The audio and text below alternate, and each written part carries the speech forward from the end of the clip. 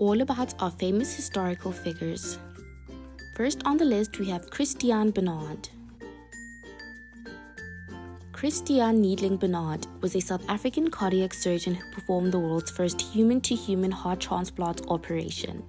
On 3 December 1967, Barnard transplanted the heart of an accident victim, Dennis Darval, into the chest of a 54-year-old Lewis, who regained full consciousness and was able to talk easily with his wife before dying 18 days later of pneumonia. Barnard had told Lewis and his missus that the operation had an 80% chance of success, an assessment which has been criticized as misleading.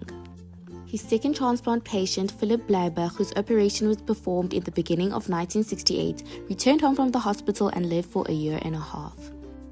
Next on our list, we have Shaka Zulu.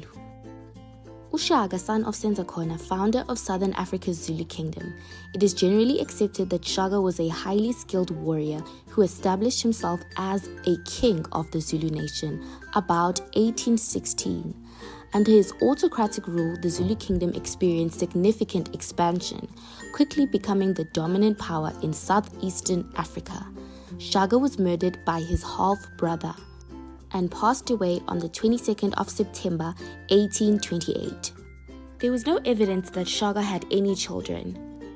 Legends claimed that he thought having children would bring on political rivals. Next on our list, we have Steve Biko. Bantu Stephen Biko was a South African anti-apartheid activist, ideology an African nationalist and African socialist. He was at the forefront of a grassroots anti-apartheid campaign known as Black Consciousness.